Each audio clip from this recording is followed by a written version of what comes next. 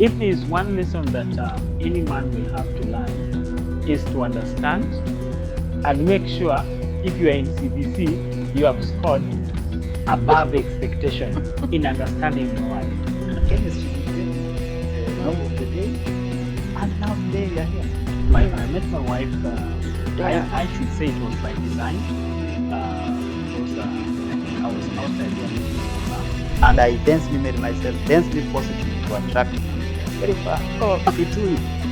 I have to feel safe with him, he has to feel safe with me. And his peace is my peace. But you see, there is always this point where, and they're always very, when you look at them, with lack of a better word, they're usually very, very funny places or funny points of meeting. Yeah? Mm-hmm. Did you just mention clothesline? Between a man and a lady, who is considered to be in charge of creating peace at home? Anybody who has stayed in marriage for, say, over 5 years, one skill which they have learned without sitting in a classroom, without taking lessons, is that of conflict resolution. I'm a private man. I like to be underwater.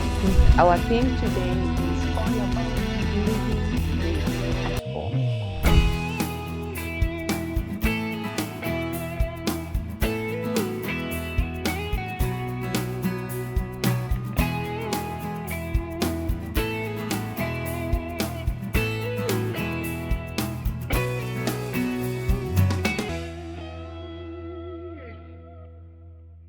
Good morning, good afternoon, and good evening, depending on which part of the world you're watching us from.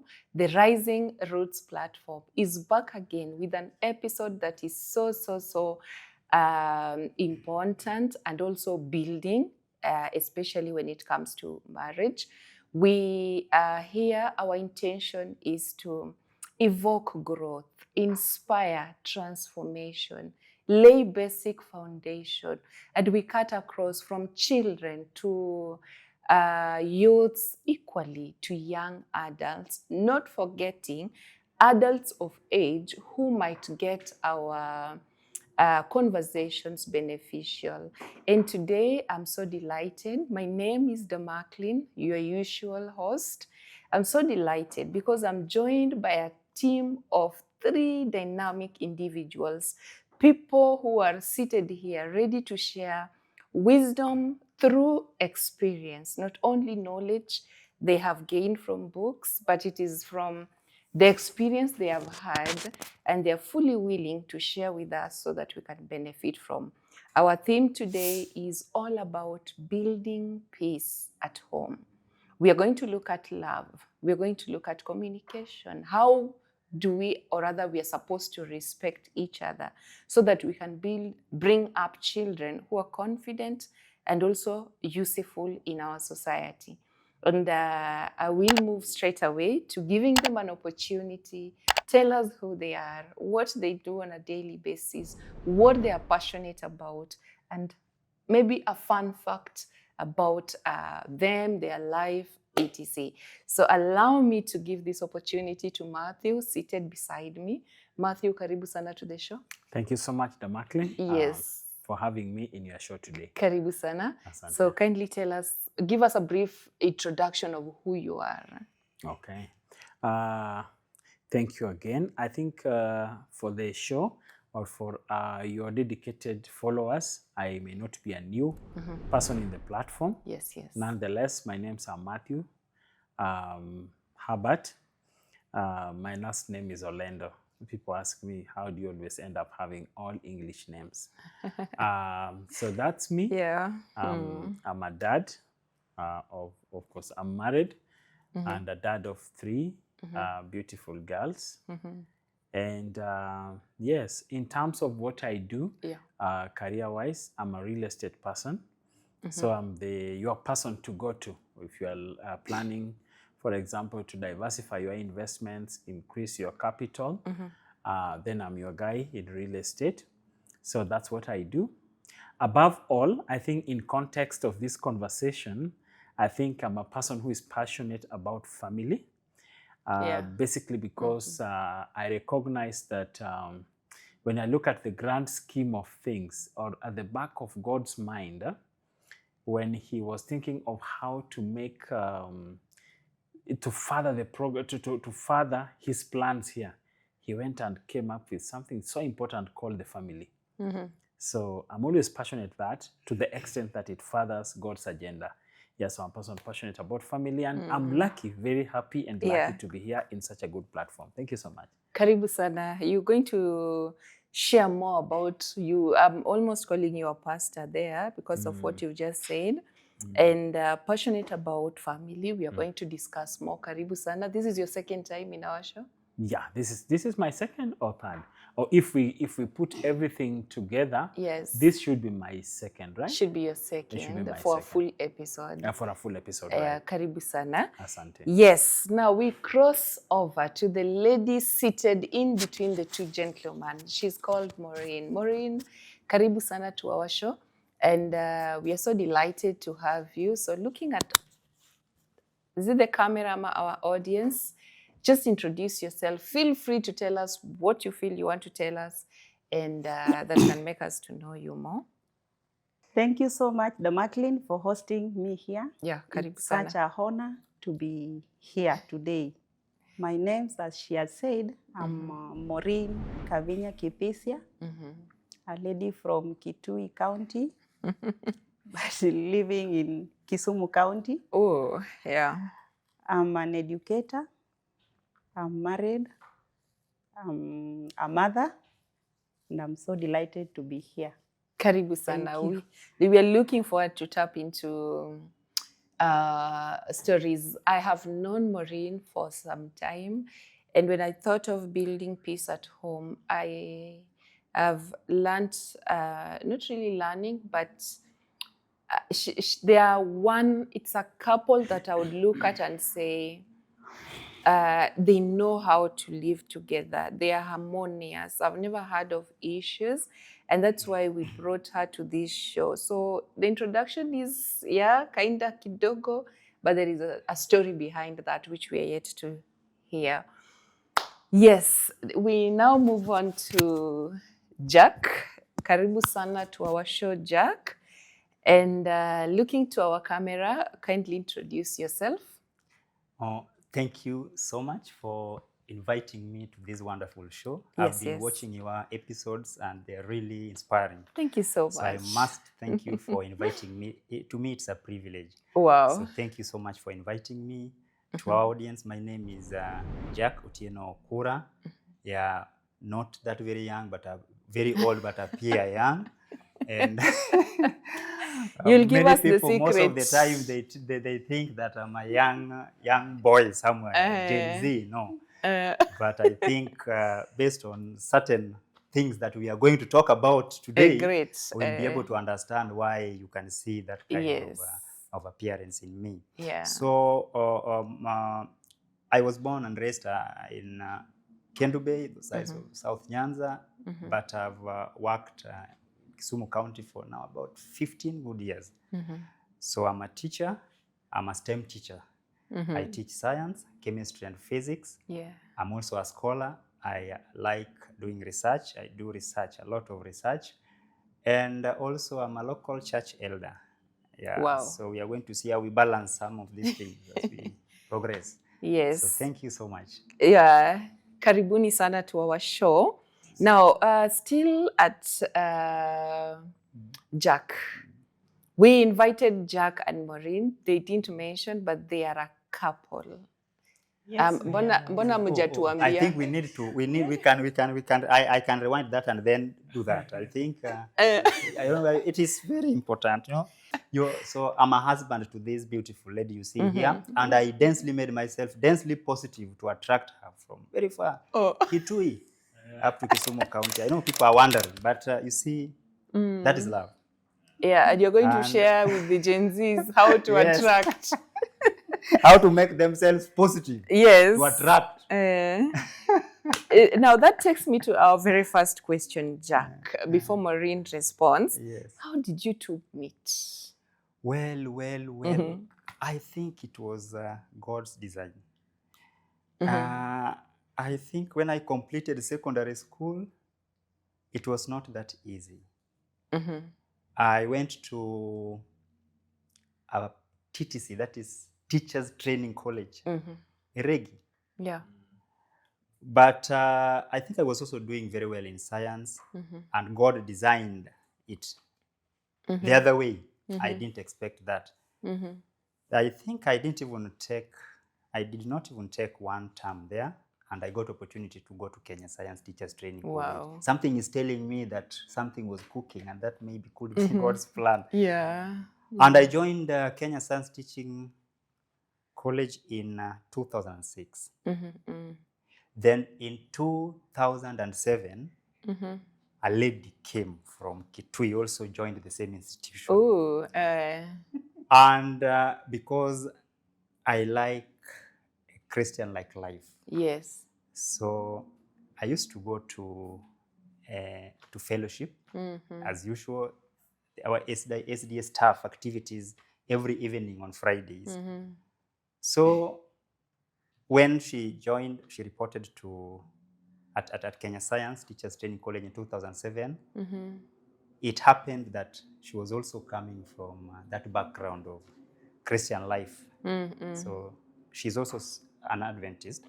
So she joined the same group. Every evening we were meeting. Wow. Yes, and I also used to sing a lot and train and play piano, keyboard. You know.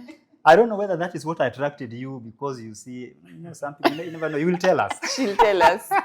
She'll definitely. Yeah, so as time goes by, chemistry, I don't know whether reactions happens, and I think I tend to believe that that's why I say God designed these things.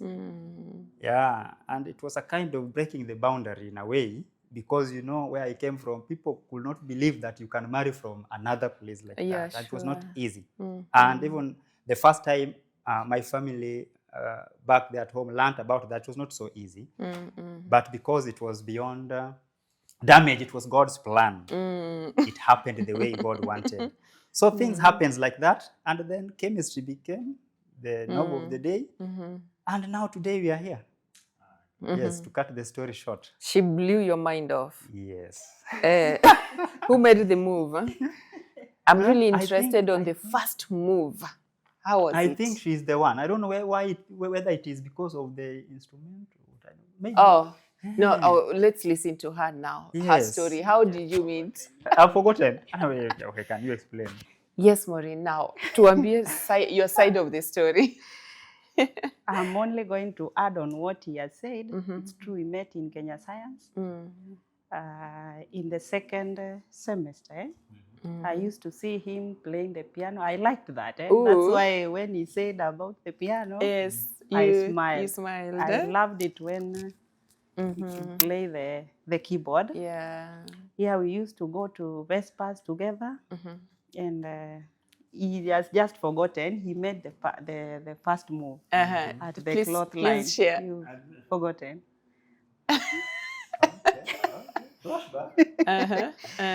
Yeah, what really made me get into him, or I grew curious about him, was a prayer. What do I call it? There was a day we were praying for him. Wow. We were praying for him because of some challenges. Okay. By that time, he was not in college. So we had some prayer session for him.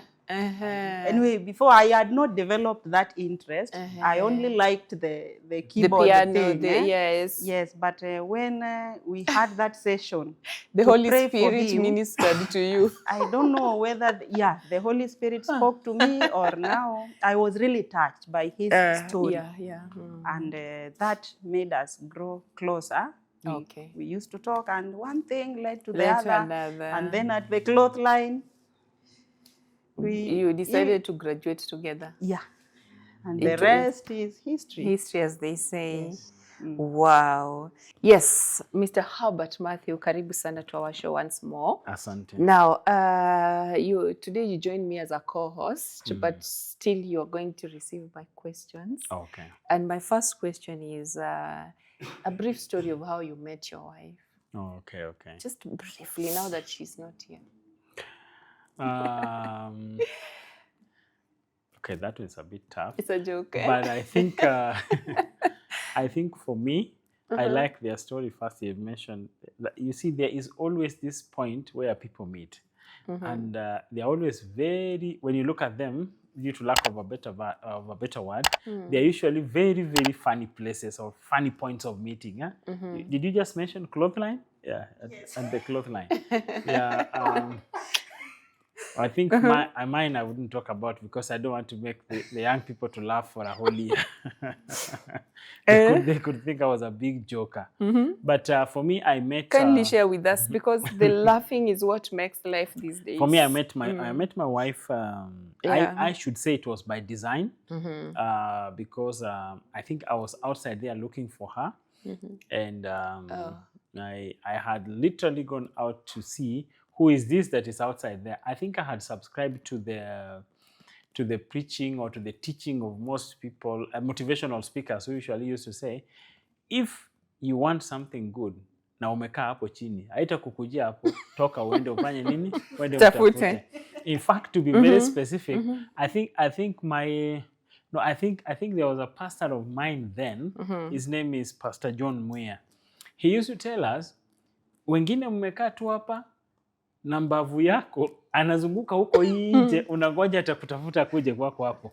Go out and look for her. Wow. So you're very intentional. Anytime you're walking out of your house, you're like, I'm looking.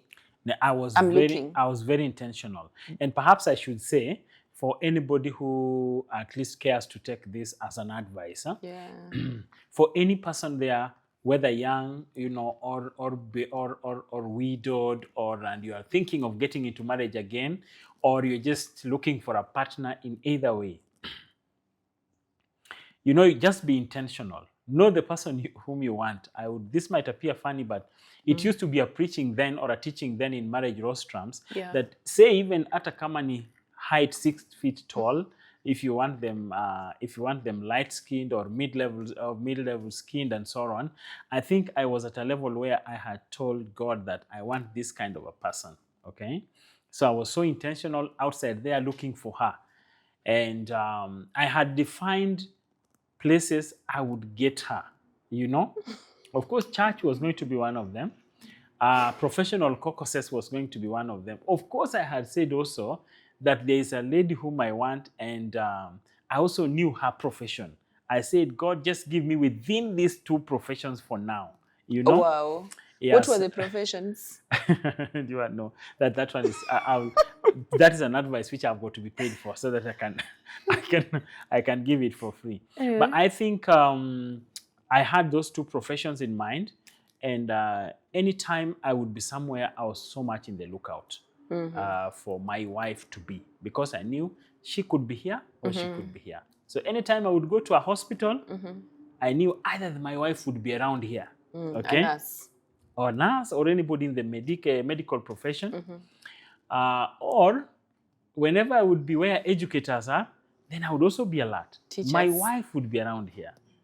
That could have been either because from the way I had been brought up, knowing that most dedicated family keepers came from these professions, or rather it was just a bias I also had for them, because I thought like they must have been well exposed enough to know what humanity and marriage is all about. So when I was outside there, this was just a gathering. I can't actually remember what the gathering was about, but I knew that it was a gathering who was going to bring educators together. Okay. So then, of course, I was in the lookout. Then I see this beautiful young lady, the very thing that pulled me to think that could be my wife was her steps, because I've always had not a rosy relationship with people, then ladies who used to walk fast, So I told God I want a lady who walks at a given pace and at a given pace. So where I was then, I see a lady passing in a team of people, and the occasion is still going on, but I've seen her in a team of people. Then I say it must be her. And I leave my sister with whom we were in that occasion. I leave her there, and everybody else, I start following them. Then I follow her, but then something is telling me, what if you're following her and that gentleman who is there walking next to her and the other ladies could be a boyfriend. You see the risks that we take. Then I told God, now, if it is her, then I see the gentleman moving back and now they are talking together, of course, in a team of other ladies, then I give up. But again, on that point, when I give up and I let them go, because I've just seen them for the first time, another coincidence happens. Then another cousin of mine who was there tells me, man, get into my car. Can we move over to the nearest? It was just like a shopping center. We go have something to bite as the occasion gets to an end. Then we go. Immediately we reach and park. The first person again I see is her and her team. Then ask God again. But now they're not working together with that gentleman. In fact, from what I'm seeing, the gentleman and the other team are going, and it's like she's remaining alone. Now, I don't know whether that was that compelling force that made me to leave my cousin here and rush over to where she was. And I said hi to her. I said, hi, I had seen you somewhere. I saw you early enough. And now I'm here. We have met again. Tell me your name and give me your number. So, well, she mentioned to me her number. I think I was at my best. When you see a person you would actually love, you are at the best of your faculties. Now, she mentioned to me her number, and I was going. She's mentioning the number 07 ta ta ta. Okay, see you. That is how I recorded the number in my mind. I went. Then, of course, the rest now Like you didn't save it on phone? I didn't save it on phone. I saved it on the best disk in my mind. Yeah, so that's how I met her. And of course, now the rest is history. I take time to see how we can meet because now I was so intentional about that. She was not even aware. For her, she took the whole thing like this. Another guy whom I meet in this occasion who probably would also, just probably could be an educator like me. But that was the genesis of my 13-year relationship, 13-year marriage up to date.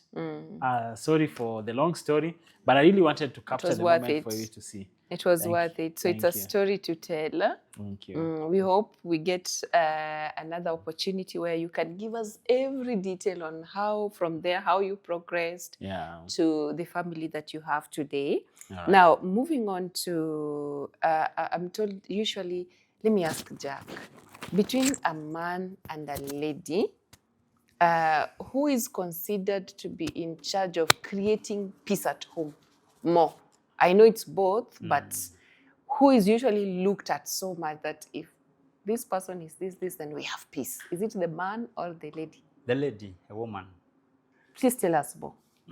I think it's also borrowed the foundation from the Bible, that a prudent wife perspective. Yeah.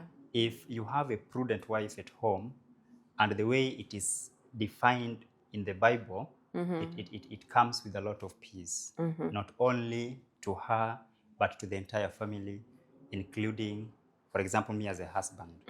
Yes. All right. According to you, what does peace mean personally? To your level, yes. What does peace at home mean? I think peace means, one, the lady being submissive, that is one, not disrespectful. Number two, the balance between how she does her stuff and how she managed the children in the house, how she handled the entire, because I said that she's like a real pillar in the house. We say that men are the head of homes.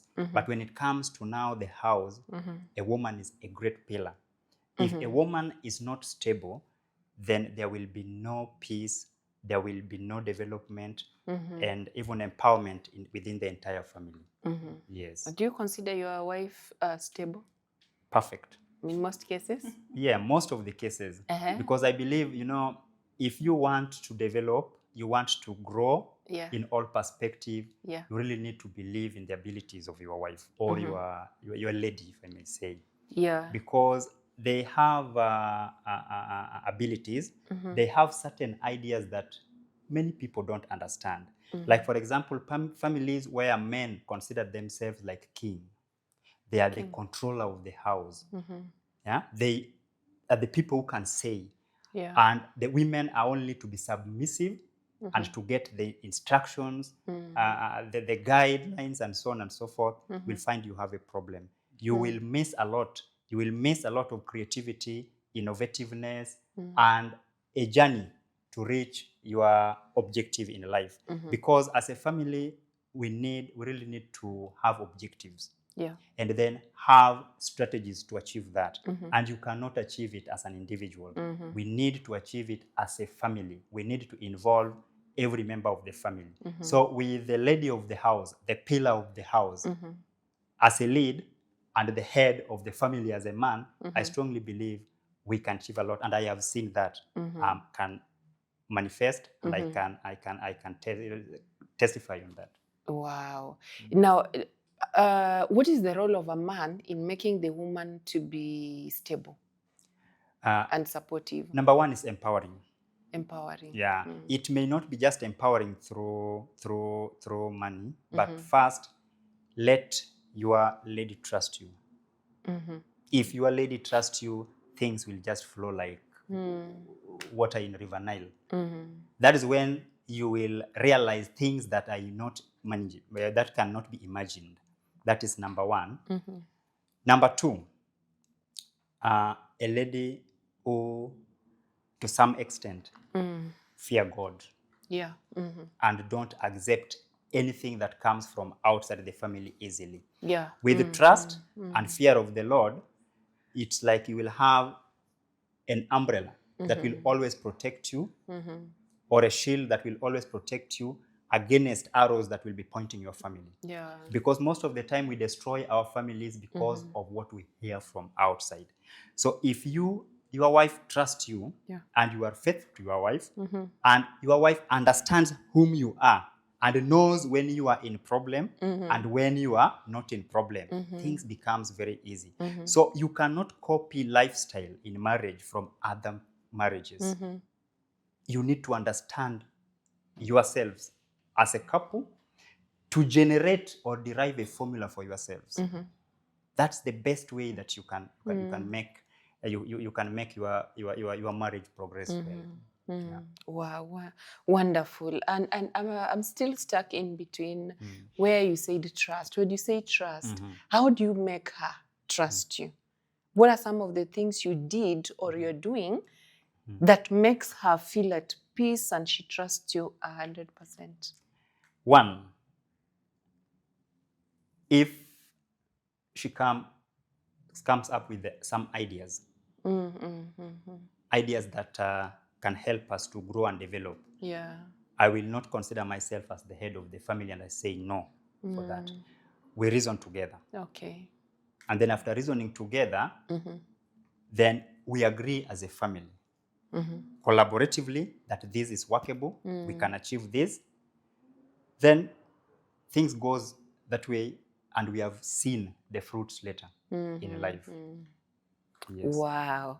Maureen, Yes. he speaks so highly of you, eh? Thank you. Do you trust him 100% or 100 plus 1%? Of course I do. I trust him. I really trust him. He has not given me reasons not to trust him. You're at peace, kabisa. There are no times you feel like this man is out there and he's cheating. Why is he coming home late? No, because we always don't keep secrets. We are very open.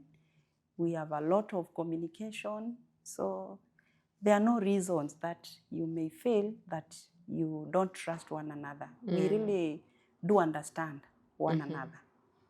Yeah. Wow. And he's in a girls' school, right? Yes. The reason why I'm still on this issue, especially now, this one of cheating, is because that is what is breaking marriages today, especially the young people. And I like referring to Gen Zs, who today they are into marriage. After a few days, they are out of marriage, etc. You've said he's never given you a reason to doubt him. Yes. Even while he's away with the girls in high school, he's never come home and told you, hey, kuna kasichana kaliko kananijaribu, but I handled it this way. Not really. Yeah. Yeah. Wow, really. that's wonderful. Yeah. Now, what are some of the values, when you look back, values and beliefs that you feel have made your marriage stick from the beginning to now and even to the future? I think there are quite a few that have made us stand this firm. Sure. The main one, I would say, it's commitment. We are really committed, Yeah. and we are intentional that our marriage has to work. And you know, marriage, it's a choice you make every day. Wow. Stay in this relationship. Every it is day. ours, and no one else will come to make it work for us. So we have to be committed Yeah. to work on it. Yeah. Two, it's respect. Respect. Me, and I also respect him. I hope you know what respect means. Yeah, yes. Yeah, then the other one is faithfulness and trust.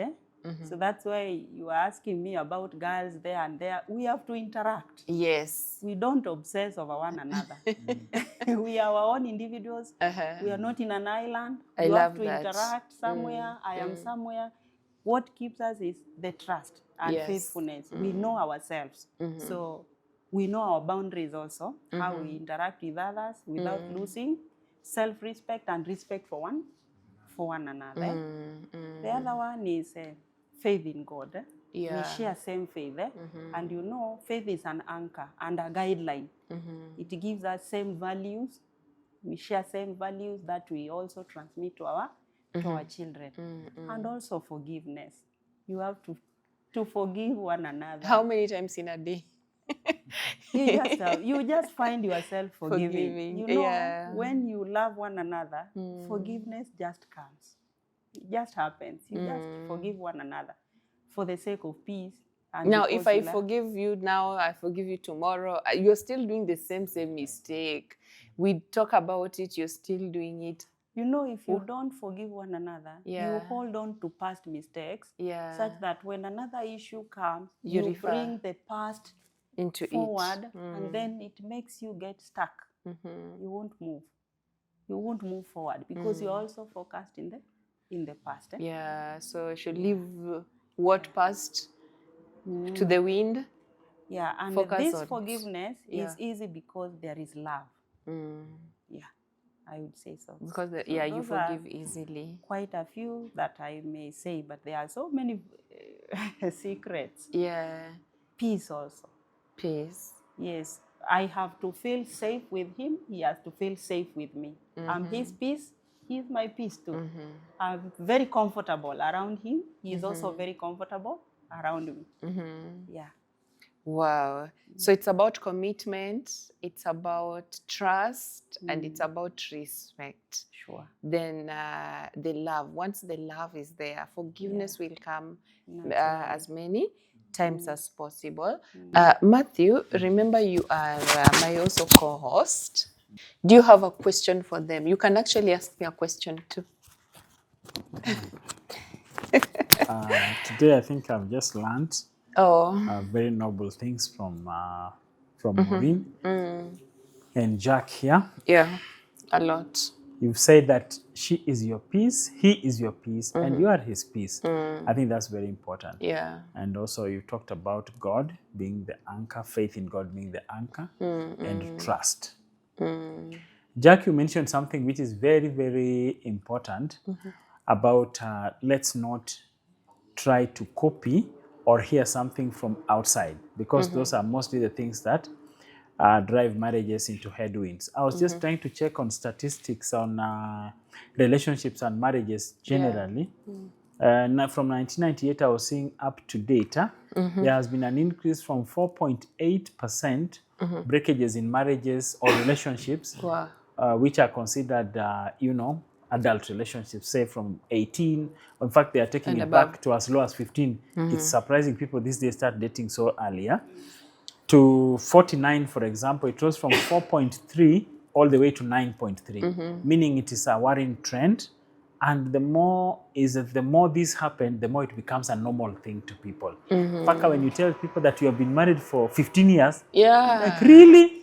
You stop lying to us. But you mentioned that things which we hear from outside, initially that statement would mean maybe outside from friends, and ladies would be told stop keeping these friends, or from your family, or from in-laws, or from brothers, and so on. But now the concept of outside has been so widened that what people listen to might not even be from people, maybe even the internet. In the social media space, you just go in there and you ask, my wife has come home when she's gloomy. What could be the issue? The first answer you will receive, maybe she's cheating. Cheating. Okay? All right. Then you go ahead and ask them, what can I do now? Then you get the answer. Just move closer to her and confront her directly and ask her, are you cheating? You know? So the concept of outside has been so broadened. I wanted to ask you, Jack, in this space, and also being an educator, and you're dealing with young minds, and you have also the advantage of hindsight. You have also been in the, not so much of this postmodern age. At least you had the advantage of being there before. Millennial. Yeah, the millennials, yeah? How do you help? How do you and your wife, for example, tend to curtail this media thing, the social media space, and you only still manage to focus on you, your ideas, your opinions to make your family go on? How do you manage to keep the social media away? I think I'm a believer in privacy, private kind of life. Even if you go to social media, you will not easily get me there a lot. Yeah. I'm a private man. Yeah, I like doing my things underwater because one, in life, there are certain things that if you want to achieve in life, you need focus. But the moment you distract yourself on social platforms, you may be derailed from achieving what you want to achieve in life. Number two, I filter what I want to consume in the social media platforms. Very, very important. And mostly, my ideology and philosophy is aligned to my profession. And that is education. So any content or any information that is education oriented is like inspiration to me. Any content that is on family issues is like adding me value, because I also a believer in strong marriages. Wow. And that is why I believe we have survived in this marriage for over 15 years. Imagine 2007 up to now. Yes. It's not easy. And No. nowadays, and by virtue of being a local church leader, I've really had a lot of issues coming from various people, because they believe that you can offer assistance when it comes to marriages. And I know even some of my colleagues, some of the teachers, at times they come and tell you, Mwalimu, I'm happy about how your marriage is, and I would like, I see you like role model. And I remember one day there is a friend of mine, this is just a brief story about this. I know there's a friend of mine, he's a teacher. When he wanted to marry, I know people were complaining, why are you not marrying?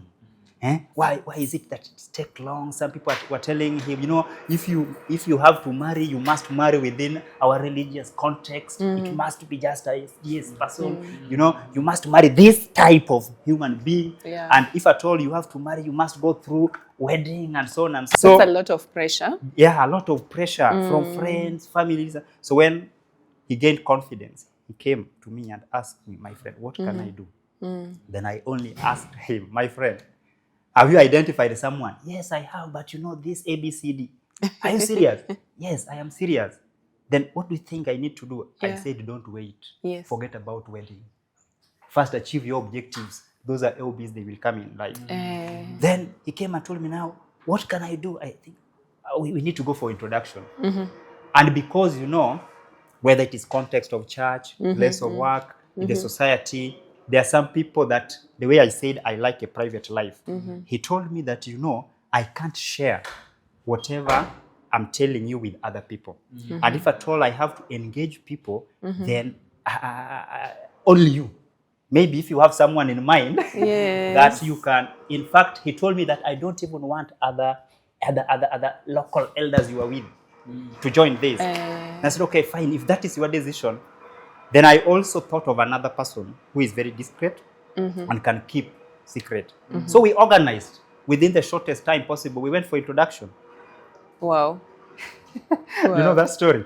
we went for introduction. Yes. And it was such a wonderful introduction. As we talk right now, the lady completed training, got some job, and is working. The man is also promoted, and it is a happy family. We met recently in Kisumu, and he's a very happy man. Yes. Yeah. So it needs a bold step to be able to construct your marriage from nowhere to somewhere.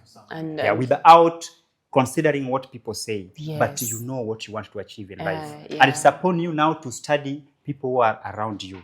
Get those people whom you believe can help you to achieve what you want to achieve. What they give is just advice, but take the step. Wow. Wow. Every couple faces challenges, as they say, Matthew. How do you resolve conflicts? Because for the few years I've known you, you're one person who is usually a mediator, you know, called upon by several, come and help us sort this. We are having a family issue. And since you met your wife, it has been intact. Yeah, there are the few conflicts that, you go through, but then a couple that is watching you and is questioning, how do you achieve it? What is your methodology of solving conflicts in your own marriage that you'll share with others? Okay.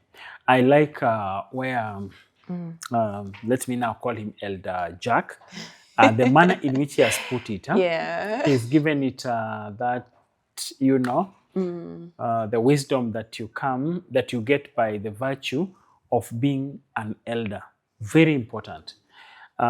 Because once you get to such positions, then you offer yourself for interrogation, and not only yourself, plus your family. Yeah. You are both interrogated.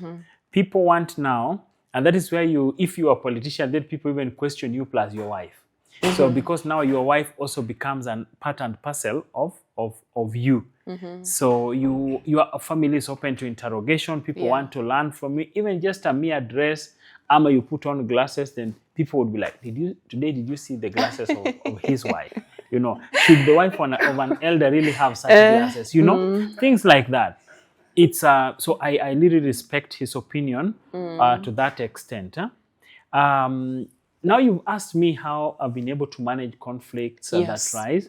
Let me first of all submit that any marriage which is ongoing outside there, including the beautiful like the one of our brother Jack here and Sister Maureen, it is not a clean bill that they are void of conflicts. No. In fact, anybody who has stayed in marriage for, say, over 5 years, one skill which they have learned without sitting in a classroom or without taking lessons is that of conflict resolution.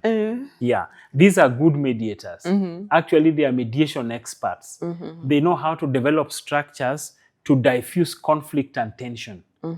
Because one thing marriage is, but when you try to look at the mind of God, that then he saw the man alone and he said that it's not good for a man to be alone.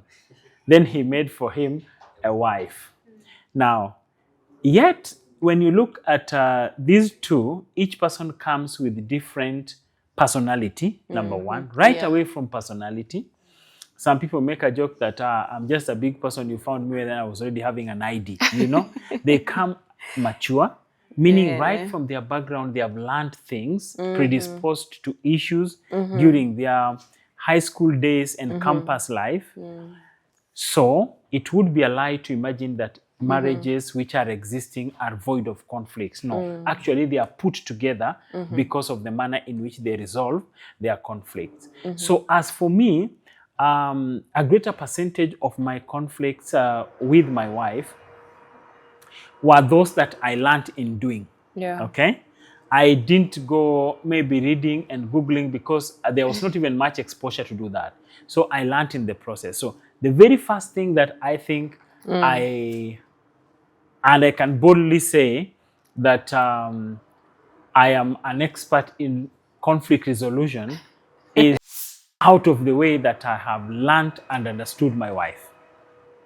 If there is one lesson that any man will have to learn is to understand and make sure if you are in CBC, you have scored above expectation in understanding your wife.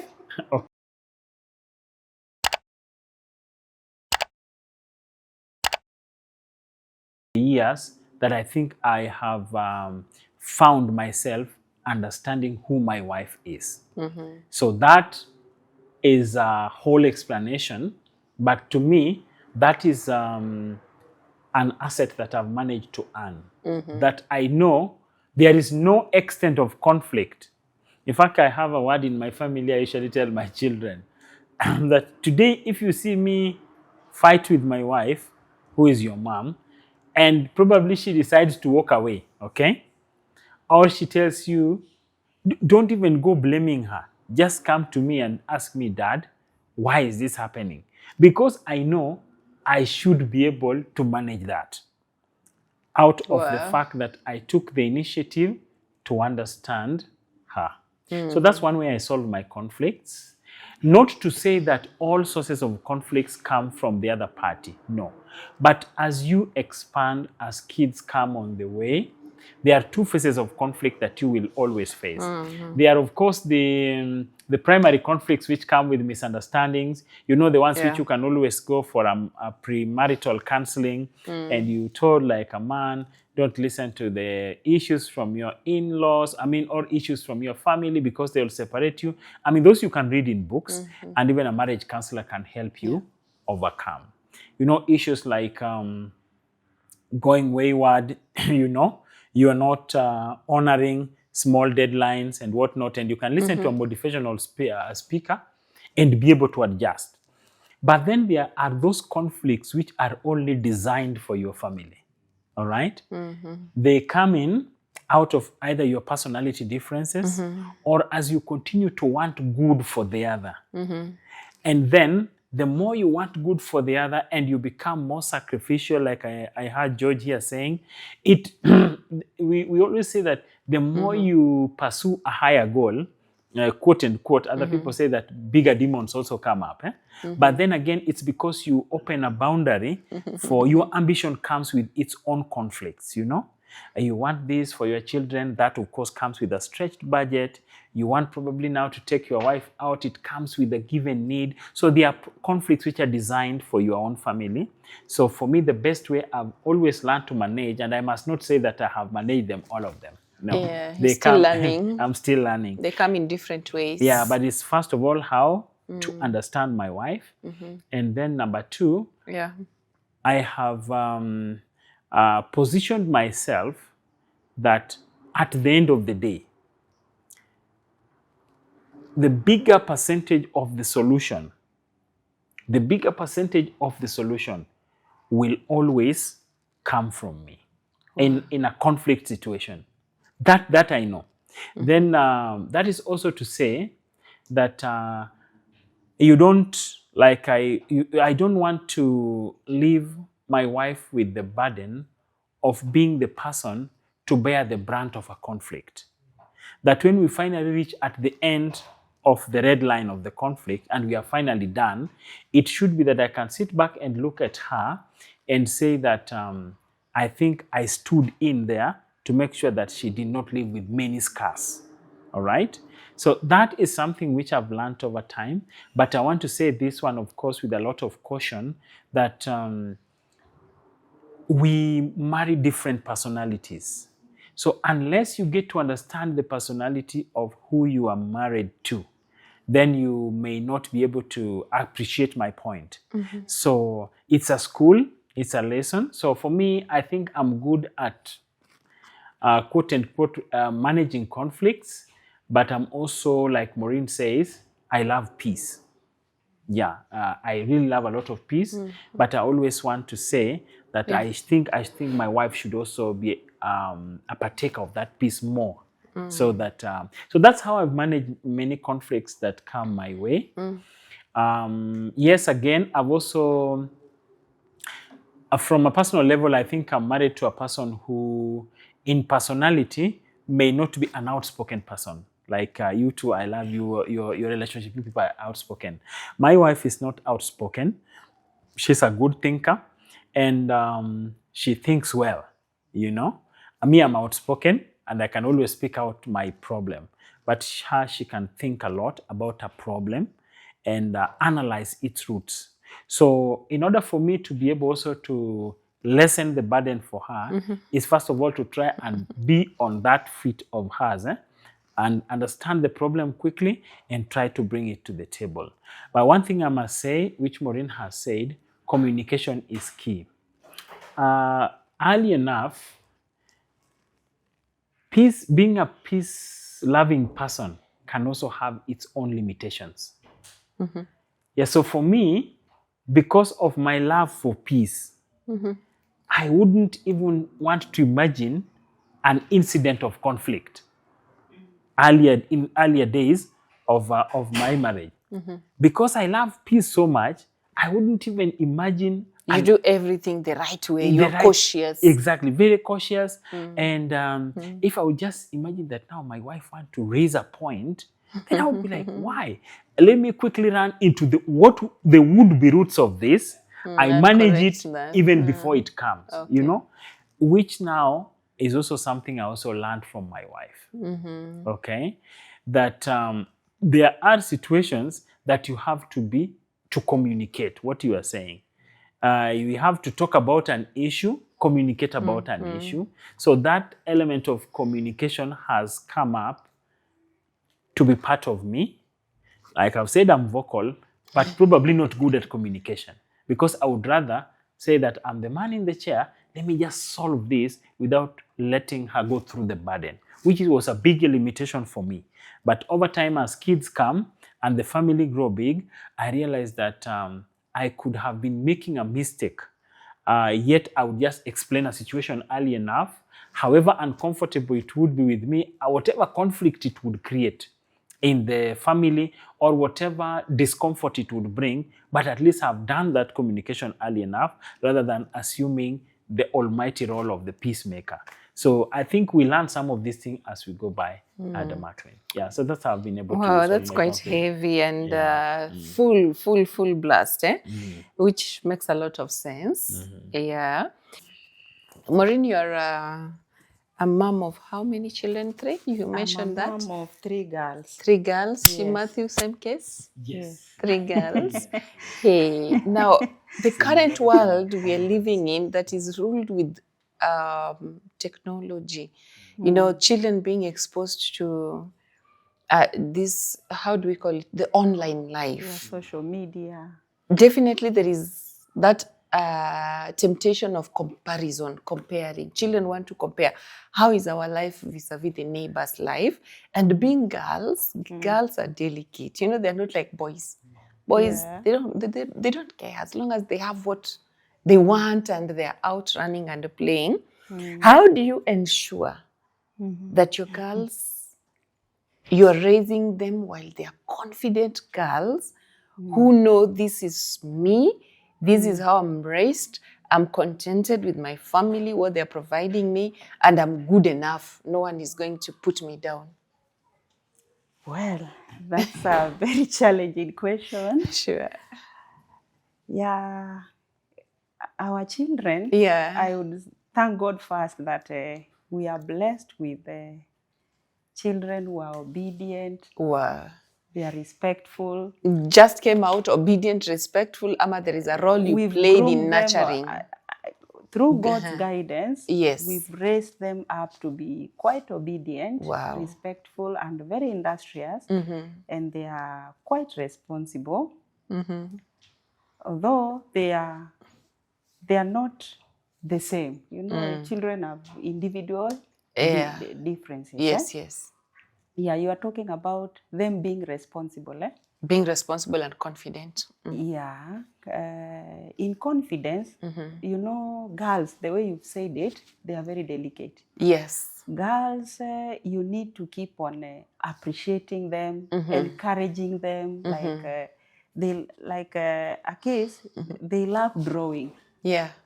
And you find the 3 of them. When one is drawing, the others also join in the drawing. You look at the drawing, and it looks good, you have to Appreciate. them. Yes. That will build that confidence in them. When you clothe them, of course, I'm the one who does a lot of clothing on them and designing. Yeah. You have to design their clothes. Like you are talking about external interference and all that. Yeah. You have to groom them in a way that they also feel presentable in the current situations. Yeah. Like not kind of dressing, Yes. trend, Yeah. but respectful and good dressing. And you know, I've already told you that we are anchored in the faith of God. We go to SDA, so there are values that they have in them, and they know how. And they're very strong values, How right? to groom Yeah. as a good girls who are Respectful. yeah. So dressing them like that also, I think, brings a lot of confidence in them.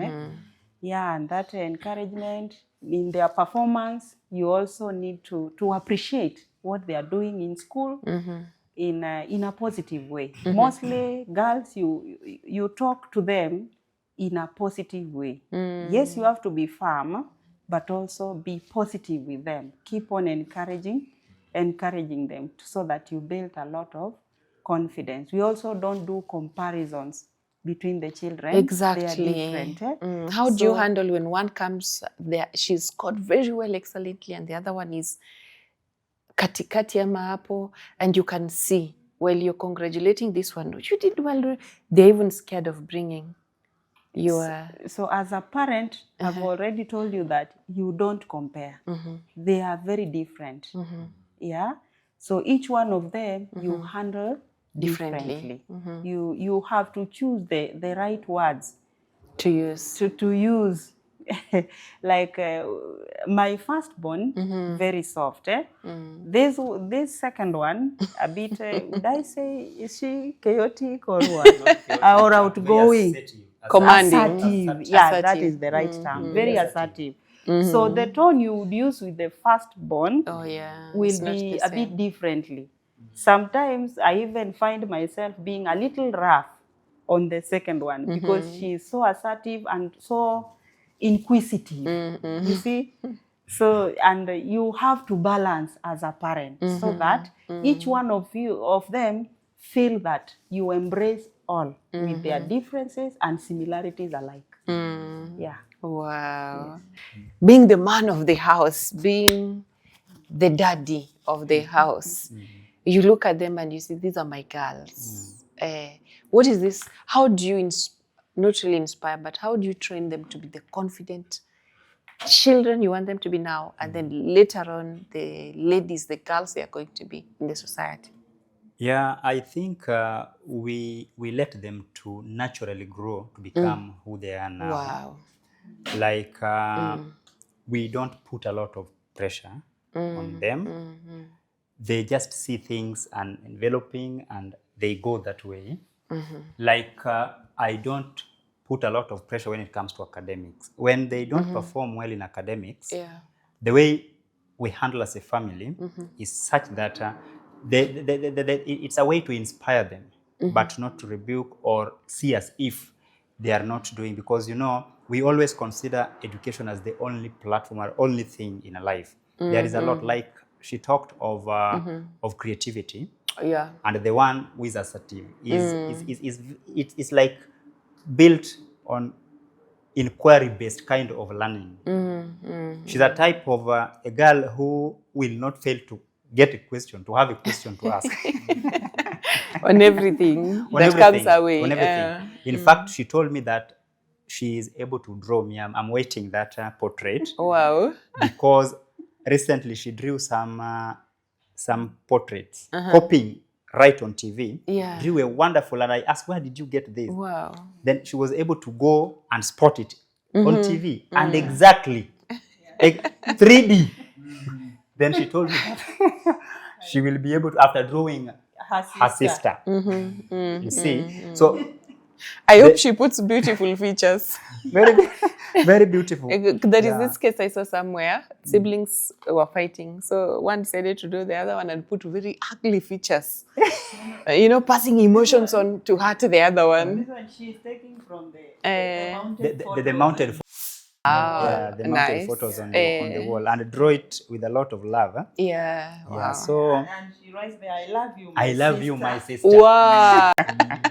That's beautiful. And they're also competing for resources. The one she drew is the one that in most cases they are competing to share things and to share stuff. Huh? Yeah. But they love each other. That is one. Which is and, great. The way we brought them is such that even in our absence, they are able to manage. That is one thing that they are very independent. When they wake up, they know what to do. They know their tasks. And if the elderly one assigned them responsibility and roles, they will do. They respect including her. The small this one. young one. To collect litters. Was it natural, Amma, you had to sit them down and tell them, this is your big sister and therefore she can assign you duty? No. Yeah. I was saying, by virtue of her being the eldest, I think it just flows naturally. And because we are in a harmonious home environment, they just divide the tasks and you find them just doing the tasks. Yeah, that's a peaceful one. Eh? Yeah. Do they have sibling rivalry? Or they're also very peaceful, all of them? Okay. Always I get inspired bit by bit when I hear you people talk about your family.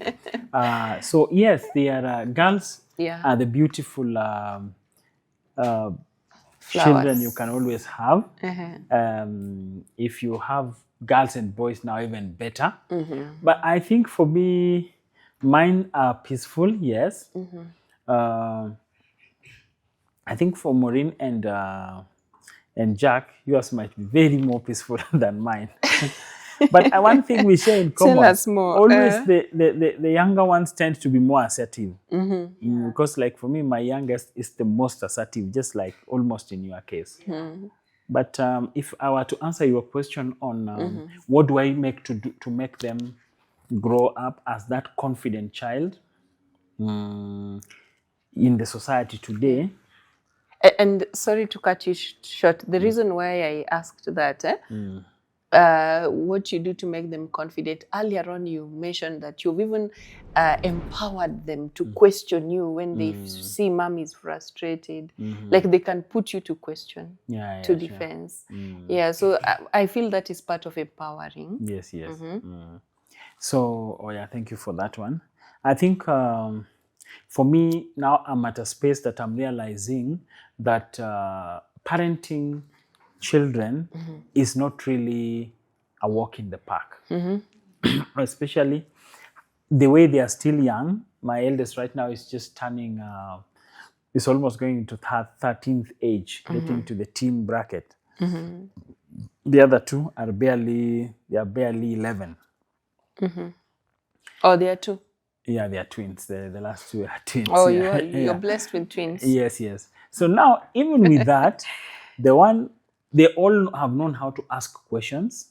They all have known how to think independently, more or less. But I think there has been a struggle to try and now make them whom I want them to be. And so to try and bring what you are saying, confidence. Yeah. You know, that confidence is what I've been trying to define of later. That what is even the confidence that faces tomorrow, for example. You know, and it comes in different shades. You find that this maybe a technologically savvy kind of a girl who can be able to survive in the technological space. Exactly. I mean, the world is changing. Withstand bullying online, you know, is always having a response at her fingertip. Because now they will, very soon, Sasha will start telling you, Daddy, I need to have maybe you have, of course, you maybe probably by now, I know probably they are accessing your phones if you have not bought them one. They will soon have their own WhatsApp account. And immediately they step their feet into the social media space, then they get to know that it is not only our family. there is a world outside there full of opinions. So I've been thinking of how even to elevate their confidence, other than what they gain academically, being able even to offer speeches. My eldest daughter, Audrey, the other day really wowed me when she was offering a speech on environment. It was so good. Then over and above that, now I was saying, but maybe that is what she can do because the school has given her that, and her academics is helping her to go over that way, mixed with her own confidence. How about now when she steps outside there into the social world, where almost 98% of views are first of all negative before they become positive. So I'm in that space. I'm trying to always very, very, very much trying to bring for them the biblical view. Right now, I'm working so much. I know it might not be so early in the day, talking to them about finding their purpose in life. Who is it really that you are created to be before anything else happens? So that is a lesson which I tend to have every other day. What were you? Why are you here? Why are you around? Why do you think you existed? Then, of course, they will tell us, oh, I want to be a pilot. I want to be this. I want. But even before you become a pilot, who are you even when the piloting is not there, So that's a lesson I'm having like every day, being aware of why they exist. Because then when they face opinions, which some may really appear so good, because I'm seeing the next trajectory, the next boundary we are stepping on would be that which is opinion which is shaped by celebrities, the flashy glamour kind of life that comes from the West. I already see them, they want to have their kind of celebrity kind of clothing on. They want to sing like maybe those well-known singers in America Got Talent. They want to match their talent with those, which is okay. But I ask myself, what if you try to sing like that singer in America Got Talent and you don't meet standards and you put it on your WhatsApp profile, and then your very own colleagues at school come back and say, hey, negative comments. Wacha mchezo. There's nothing you can do. We rudi tufanye ABCD, Yes. How will she cope with that? So I tend to give them a robust view of what life is, teaching them that there is no such comment as a good comment or a bad comment. Telling them to know what is it that is right or wrong, and who controls the view of what is right and what is wrong. Because they come, they ask me, Daddy, this song that is here in the TV, is it a godly song? Then I'll tell them, why do you ask? What do you think it is about? Because it's just a person singing about trees and how beautiful the earth is. Is it a godly song? Or is it a devil's song? Or what song is it? Can I sing it, So that's where I find myself. So I'm trying to bring in some balanced form of confidence that if finally they hold an opinion, they hold it because they believe that from where I sit, as Audrey or as Jean, it is because I believe this is what I should say, So I view confidence in that way. Of course, knowing that they will come outside there. But also I'm trying to be a model. I tend to do this a lot. Maybe if God blesses me with some money, I tend to want to take them to where they would want to be before they reach there. So that when they finally grow, they go to campus and they start their own living, they will not start to think that any good young man who comes to them and probably buys for them some delicious meal, for example, in the front of a waterfront, that now that should be the godly sent person. They should be able to say that, no, but my dad had already taken me here. We had already taken this ride with my dad. And so the confidence of the future that they need to face. That's how I try to do it. It is work in progress, if you ask me. Wow. Yes. Hey. For me, I say girls are not really unbiased, but educate a girl, you educate the whole society. Yes. Bring them up the right way, they will always give back to the society. But with men or boys, they come with responsibilities already given to them. So as much as you're providing to them, and with them, they don't multitask like we can do. Think of this, support here. Them is one. If they pick one way, it's one way. So once they settle in marriage, it's about marriage. And etc. But you bring it in a very good way, and I even get the bit that you're there with them. You are ready to walk that journey with them. Give them the confidence that they deserve. We are actually beyond time, and I'm looking at my list of questions. We haven't discussed each one of them, but then I would also love to conclude by saying I love lessons I've learned from you guys. You know, I'm looking at other questions. I'm like, if I ask this one, we're just going to repeat what you said, because you've based it, and you've based your marriage has been successful 15 years down the line. It's about respect. Yes. It's about trusting each other. It's about being the other person's piece or pillar. You know, it's how you bring up your children. And I'm getting it from Matthew that he's already exposing the children, the girls, to the world. Get used to it before you get surprised, because we have seen scenarios where unakazia mtoto, umemkazia, don't do this, don't access the phone. But the day they will step out of your house, maybe to join campus, it's like umefungulia mbuzi kwa kamba, the freedom that comes with, which is likely to ruin them. You're so blessed to have children who are respectful, children who love each other. A child taking a paper to write for the other child that I love you. You know, you don't take that for granted. Yeah, it's not because most of them fight. They hate each other. We've seen even adults who cannot see eye to eye with their siblings. Correct. You know, when it comes to raising children, we as parents, we have to raise them. Children are imitators. We parents, we have to be an example to them. If we want them to love one another, we also have to show the love through actions. If we want them to respect us and also to respect one another, there has to be respect. Yes. If we want them to be peaceful, the home itself has to be calm and safe and also peaceful. So it's raising them through example. Even the fear of God, kindness, those things you have to do through actions so that your children will emulate them. But if the environment is toxic, you will raise children who are not confident.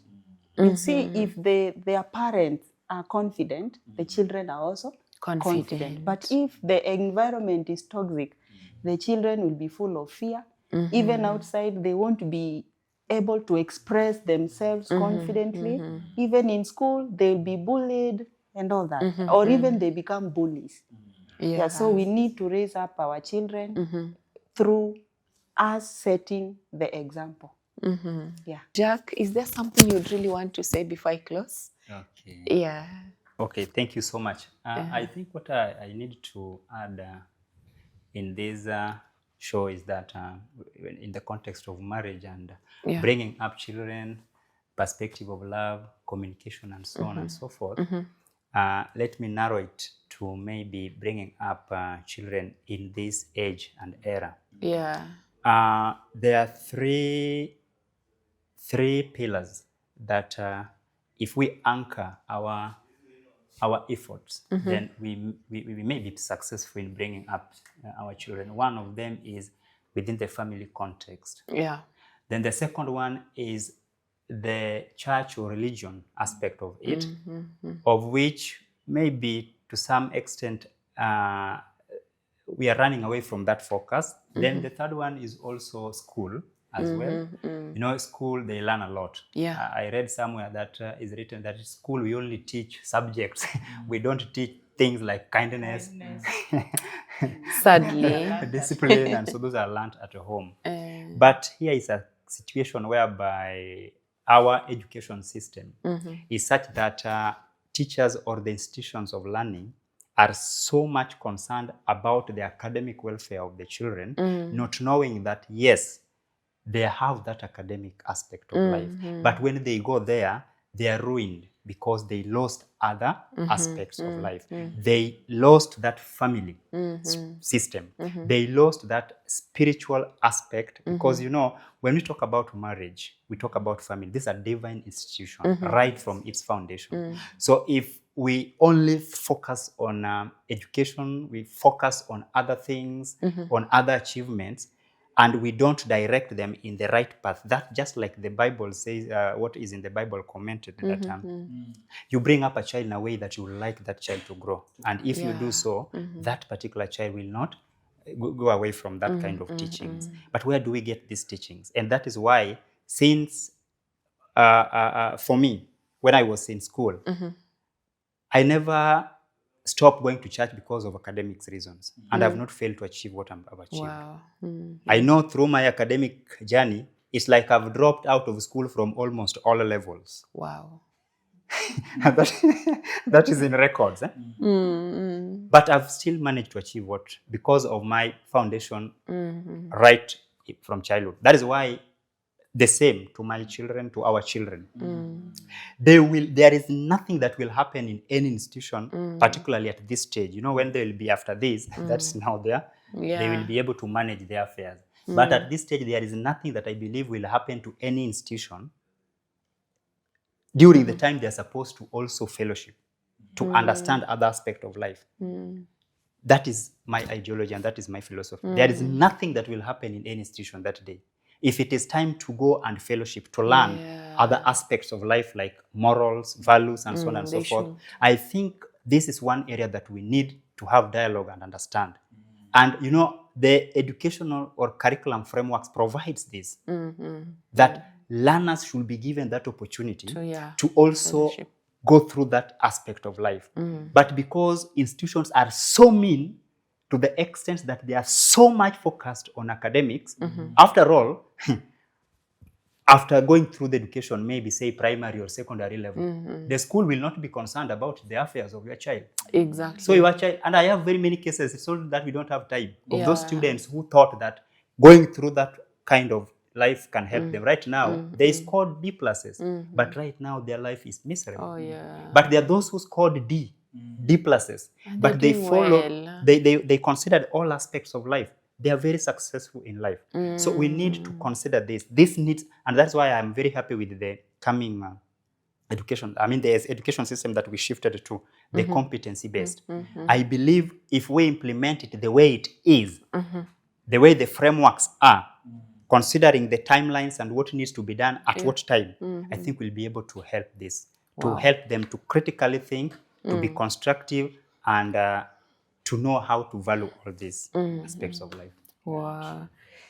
Thank you so much. We have to now stop it at this, and I'm so delighted. And to our viewers, unfortunately we didn't have enough time to exhaust everything, and I must say that we are located. This episode we are doing it in Kisumu, having traveled from very far to come, and Maureen here. With the big heart of a mother she has, she decided to host us the first day we came. The welfare, the services she gave us, and she's actually a great driver. She drove us all the way to Bondo when we went to pay our last respect to the late Right Honorable Raila Amolo Odinga. And they have actually not mentioned, because when we went to their home, just as they say it here, as simple as it is, that is how their home is. They are people can come to, and you give them that advice and it actually works outside there.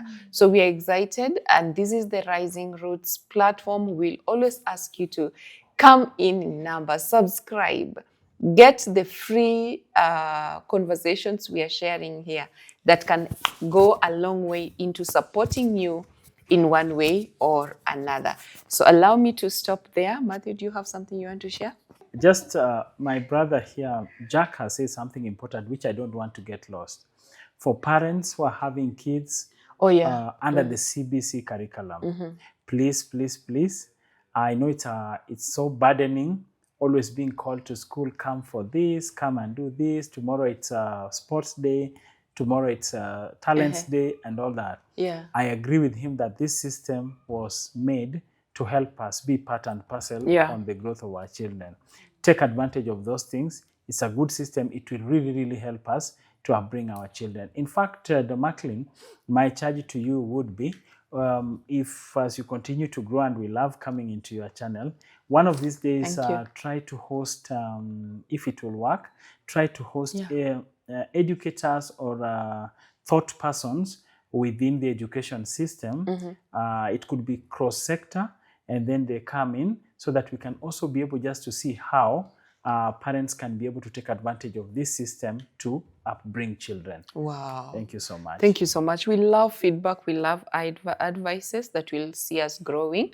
So just one sentence. Ask our viewers to subscribe to the show. Thank you. Yeah. Viewers, as you can already see, for those people who have been following this channel, like me, it has a lot of education. It brings in freshness on, on the very principle of rising roots. Any be they marriages that are rising, be they people rising from foundations of career, or are you just there and you yet do not know how can you be able to rise from where you are?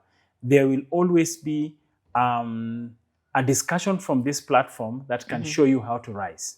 That's basically what it is. So for that reason, I want to urge you kindly, go to the Rising Root YouTube platform and subscribe, like, and share, so that you can be able to promote the channel, share the good thing that is going on here with your friends and your communities. And you never know, if you also feel you have a very compelling story that you want to tell, be it career-wise or family-wise, or just anything that can help another party, reach out through the page, and then the Maclean would always be able to welcome you on the channel. Thank you so much.